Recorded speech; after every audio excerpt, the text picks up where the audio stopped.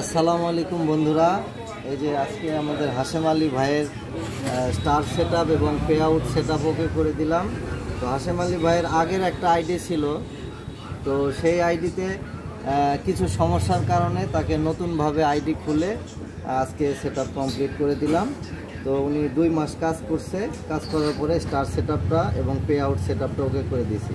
আসলে যে কারণে ভিডিওটি করা, আসলে ওনার সমস্যাটা হয়েছিল কি, যারা নতুন তারা স্টার সেটআপ পাওয়ার পরেই স্টারের ওই সেটআপের আইকনে ক্লিক করে দেয় এবং পে আউটে গিয়ে ট্যাক্স আইডি এবং অন্যান্য যে প্রয়োজনীয় তথ্য সঠিকভাবে না দিয়েই সেটআপটা কোনোভাবেই ওকে করে ফেলে। এই কারণে হয় কি, পরবর্তীতে যখন কন্টেন্ট সেটআপ বা অন্য আদার সেটআপ আসে তখন কিন্তু আর সেটআপটা কন্টিনিউ করা যায় না।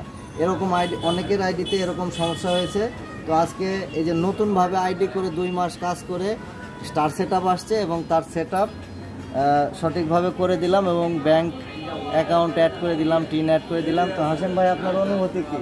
না, আমার অনুভূতি খুব ভালো লাগলো। কারণ হচ্ছে আমি একটা ভুল থেকেই একটা শিক্ষা।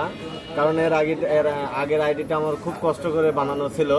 যে কোনোভাবে ভুলবশতের কারণে স্টার সেটআপ এবং পে আউট সেটআপ ভুল হওয়ার কারণে আমার আইডিটা নষ্ট হওয়ার পরে আমার এই বড় ভাইয়ের পরামর্শে নতুন করে আইডি খোলার পরে আমি আবার পুনরায় কাজ শুরু করি। তারপরে মনে করেন স্টার সেটআপ আর পে আউট সেটআপটা আসে, আমি আজকে আসে তার কাছে আমি সেটা পূর্ণ করে নিই। তো আসলে বিষয় হচ্ছে যে আপনি ফেসবুকে যদি এজ এ ক্রিয়েটর হিসেবে কাজ করতে চান, তাহলে অবশ্যই আপনাকে সঠিক তথ্য জেনে কাজ করতে হবে। যদি নিজে না জানেন, যারা ভালো জানে তাদের পাশে গিয়ে সহযোগিতা নেবেন। ধন্যবাদ সবাইকে।